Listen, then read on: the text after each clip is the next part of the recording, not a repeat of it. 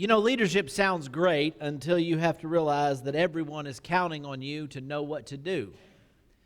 You know, a lot of times we would think it would be nice to be in charge, to make the decisions, but when we realize the responsibility that comes with that, the burden that leadership placed, it gets a lot tougher.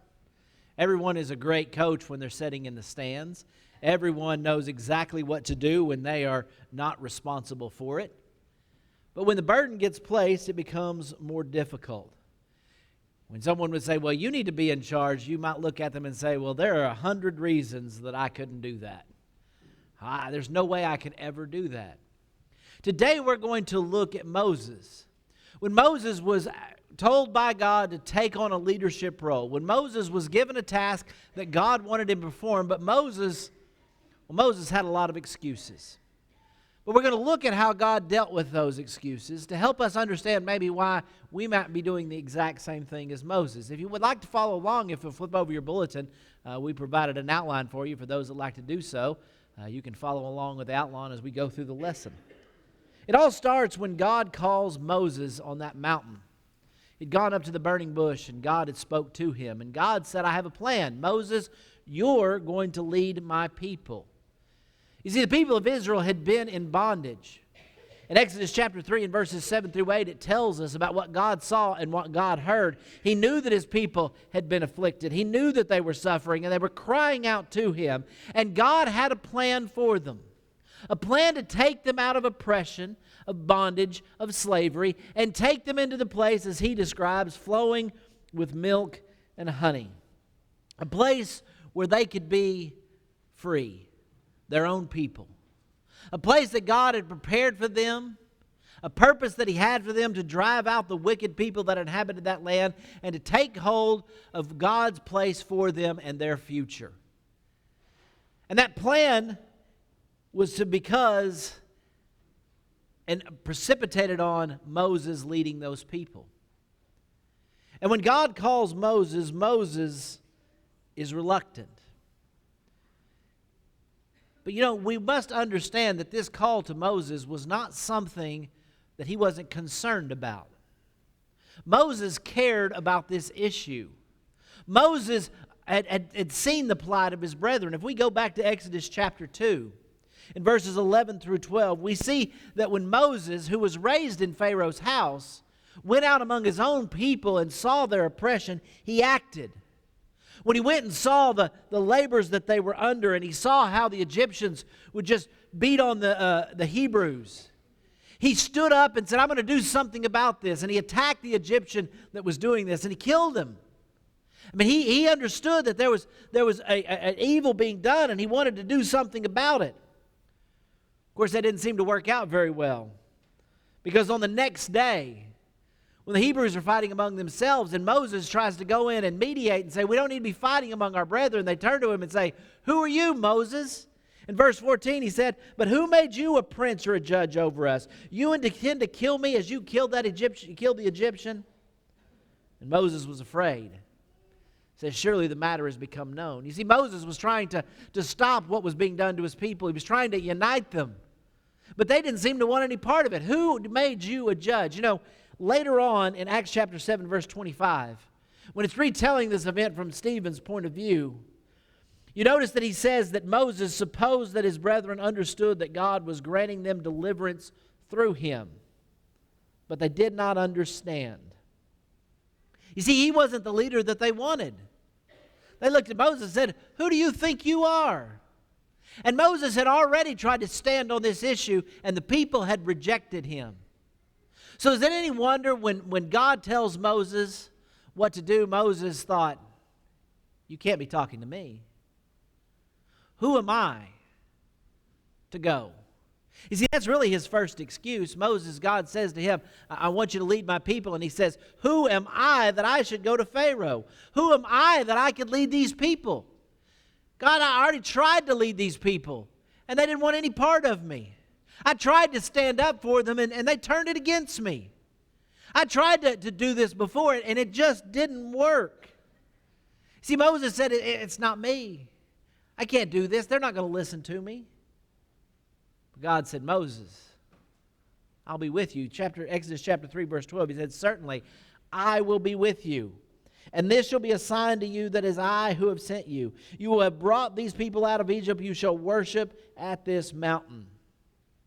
Why does God make that promise to Moses? We'll come right back here. Because he wanted Moses to know that everything that happened in Egypt, everything that caused him to flee to Midian was part of his plan. Moses, I'll be with you. I will follow with you. You know, you and God always make a majority. If God will be with you, then no one can stand against you. Moses had an excuse. Well, I'm not the guy to do this. I'm not the leadership material. They won't listen to me. They won't follow me. But God says they will if I'm with you. And I will certainly be with you. But that wasn't enough for Moses. He had other excuses. His second excuse, Exodus chapter 3 in verse 13. Then Moses said to God, behold, I'm going to the sons of Israel. I will say to them, the God of your fathers has sent me. Now they may say to me, what is his name? What shall I say to them? Moses says, okay, I'll go. But when I get there, they're going to ask, who sent me? And I'm going to say, well, it was the God of your forefathers. And I'm like, we don't know him. We've been in Egypt. We've forgotten all that. You see, the Egyptians had forgotten about what Joseph had done for them, but Moses is saying they forgot about Jacob. They forgot about Abraham. They forgot about Isaac and the God that they served. Who am I going to tell them? All they know are the Egyptian gods. All they know are the pagan gods. Who am I going to say sent me? Who are you, God? Well, I'm glad to go, but they're not going to listen because they don't know you. Why would they listen? Well, Moses gives him an answer. Really, he does this in two different ways. The first is he gives his name. Moses says to Moses in verse 14, Moses said, I am who I am. The name of God. I am who I am. It's an interesting name. It's a name that says, I am everything. I am the creator. I am it all. I am who I am. I am not somebody who you designate. I am someone who does the designating. And by giving them that name, he's saying, I'm going to show you who I am. But notice he also does something else. He also then goes and tells him what he is going to do. Exactly what he's going to do. Moses, you're going to go to Egypt. Here's how it's going to happen. Here are the plagues. Here are the events that are going to take place.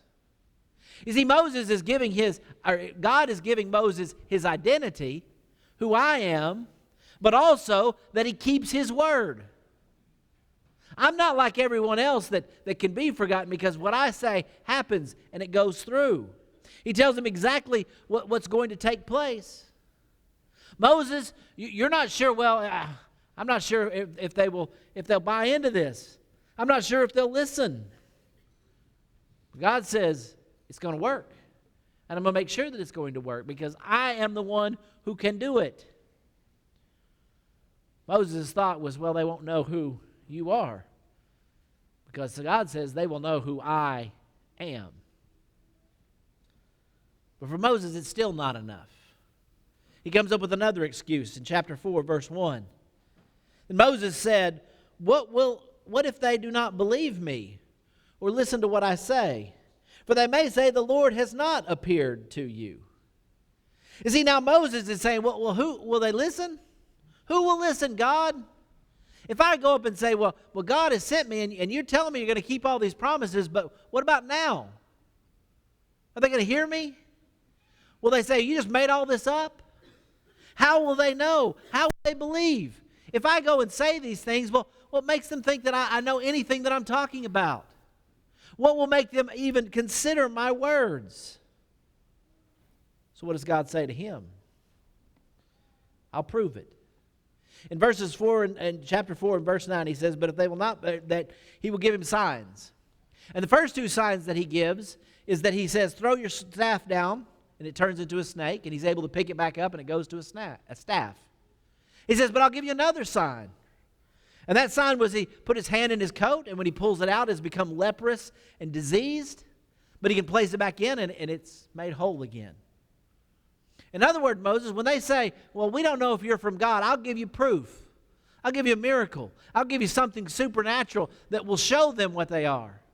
But you know what? God understood that might not even convince them. In chapter 4, verse 9, he says, "But if they will not believe these two signs, or heed what you say, then you shall take some water from the Nile, pour it on the dry ground, and the water you take from the Nile, it will become blood on the dry ground." You notice there? Moses says, "Who will listen?" But God says, "I'll prove it." And he says, "I'll give you sign. I'll give you wonder." It's interesting because he tells them when they don't believe that, if they don't believe this sign, I don't think that's because God was unsure, well, maybe they'll believe it or not. Because if you look at all the plagues and all the things that God does, he not only wants it to happen, he ensures that it happens, right? Sometimes he hardens Pharaoh's heart. Because God knew there would need to be proof. He knew that these people, they might listen for the moment, but he wanted them to know with absolute certainty what was going to be happening. And Moses, your job isn't to give them certainty. Your job is to speak. You speak, and I'll prove it. Moses says, but they won't listen. God says, I'll prove it. I'll show it to you. I'll show them. You know, oftentimes we make the mistake of thinking that if someone won't listen, then that absolves us of our need to tell them. Maybe we think about that with the gospel. If, the people aren't interested in it, so I don't have to go. Oh, those people, they're too wicked. They won't listen, so we don't have to bother with it. But that has never been what God has told us to do. God has never put us in the responsibility of other people, but he has put us in the responsibility of telling the message, just as he did with Moses. Moses, I'm not worried about that. I'll prove myself. You need to go and speak. You may wonder who will listen, but I'm telling you to speak. I'll prove it. You speak. So Moses now has a message to deliver. He's running out of excuses. So Moses goes back really to his first excuse, but he tells it a little different, right? Because this time he looks to God in verse 10, and Moses says, "Please, Lord, I have never been eloquent, neither recently nor in times past, nor since you have spoken to your servant, for I am slow of speech and slow of tongue." Moses looks at it and says, Who? Me? Me? You want me to go? Moses' excuse here is real similar to the first time. The first time he said, "Who am I?" But in that sense, it was more blaming it on the people. Well, they won't accept me. But now he's saying, if they accept me, do you know who you're sending? I've never been able to talk. I haven't learned it since the moment you started working with me till now. I haven't got it. This is just not my skill set. You want me to go and deliver a message. I'm the last person you want speaking. I've never been eloquent. I stutter my way through. I mess up my words. You don't want me speaking for you, God. I am not the person that you want. It's really that same excuse. She's making it more personal now, right? He's talking about his own limitations. So what does God say to him? Moses, I made you. Who makes the tongue? Who gives anyone the ability to speak? Me. Moses, if I think that you can do it, then I made you to do it. If I think that you can do it, then I know that it is a fact. Moses, I don't need you to tell me your limitations. I need you to understand what I say that you can do. Moses is saying, who, me? But God is saying, I made you. I made you, and I know what you're capable of. I made you, and I know what you can do. But Moses, you got to quit giving me excuses. Moses, you got to quit finding reasons not to. I'm the one that called you. I'm the one that placed you here, Moses. I know what you're capable of, and I know what's going to take place. I know how it's going to work, and I know what's going to happen. But Moses, what I need you to do is quit giving me excuses. Do what I told you to do. You see, Moses thought he had every good reason not to serve God the way God had intended him. But God had a much better answer for every one of Moses' excuses. So what can we learn? Are we like Moses? Could we be following in the same mistakes that Moses made? Knowing what God has commanded us to do, knowing a message that we're supposed to deliver, but yet we're making the same old excuses that Moses made? Have we become too good at making excuses and not so good at making disciples? Have we become so good at saying why it won't work that we never have gotten bothered to getting to work? Have we always say that they won't listen when it's really we're not telling? Have we said, well, I'm too weak? And are we always saying how weak we are instead of saying how great He is? You see, God did with Moses what He was planning to do, to deliver people. And He's doing the same thing with us today. In 2 Corinthians chapter 4 and verse 7 it says, "But we have this treasure in earthen vessels, so that the surpassing greatness of His power will be of God and not of ourselves." What are we being told in this scripture? We have this treasure in earthen vessels, clay pots. These are ordinary, breakable things that you wouldn't think would hold much treasure. It's an old cardboard box. Well, there's nothing there. But God has chosen that so He can reveal His own nature. He uses ordinary people to do extraordinary things. God uses earthen vessels so we can see the surpassing greatness of His power. And so people will understand it's not about the messenger, but about the message. It's not about the people who they are, the people themselves, but the God that they serve. And we make our excuses because we think it's about us, just as Moses did. Well, I can't speak. I'm not good. They won't listen to me. It was all about Moses, but Moses is over and over. God says, Moses, I'm with you. Moses, I'll prove it. Moses, I'll be there. Moses, I will show you. I will give you sign. I will give you power. I made you. Moses, it's not about you. It's not about us. But it's about having the faith, the trust in God and what He tells us to do. 2 Peter chapter 1 verse 3 tells us that seeing that His divine power has granted to us everything pertaining to life and godliness through the true knowledge of Him who called us by His own glory and excellence. You see, when we make an excuse that says, well, I can't really live faithfully, we make an excuse and say, well, I really can't overcome temptation. It's because we're not realizing that He has given us everything that we need to do so. His power has granted to us everything pertaining to life and godliness. God has not left us here with a task that is too great for us. God has not told us something that can't be overcome. But it can't be overcome if we think that we're going to be the one that does it. If we think it's because of ourselves or our ability that makes it happen. But rather, if we say and realize that it's His power and trusting in Him completely, then that changes the equation. Because with God, we will always have enough. So why make excuses? Why try to slough off the responsibility? Why say, well, it's just not me. I can't do that. Because if God says you can, then you can. What's your excuse? What are you saying that's keeping you from doing what God has told you to do? Well, it just won't work. I just don't see how that could work.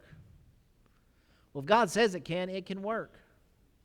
You know, some people look at baptism and say, I don't see what that does. I don't understand how one minute I can be standing here sinful and the next minute I go underwater and come back and I'm not. I don't see how that works. But His power has made it work. And He has given us that to have our sins taken away. And if He tells us that's how we can be in Christ, that's how we can be saved, that's how we can be justified, then what's our excuse? What do we say? Well, God wouldn't want me. Oh, He doesn't know. God would want me. He doesn't know how sinful I am. He doesn't know how I think. He doesn't know what I've done. Yes, He does. He knows everything about you. He knows the numbers of the hairs on your head. He knows you enough and cares for you enough that He sent His own Son to die for you. What makes you think He doesn't want you when He's done so much? It's our excuse, why I really don't know what He wants me to do.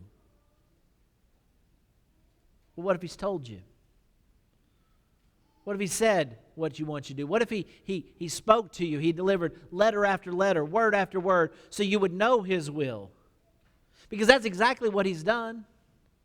He sent His messengers over and over. He sent His word and has kept it through the ages so that we can know the will of God and what He says. How can we say, well, I really just don't know what God wants when He's speaking to us today through His word?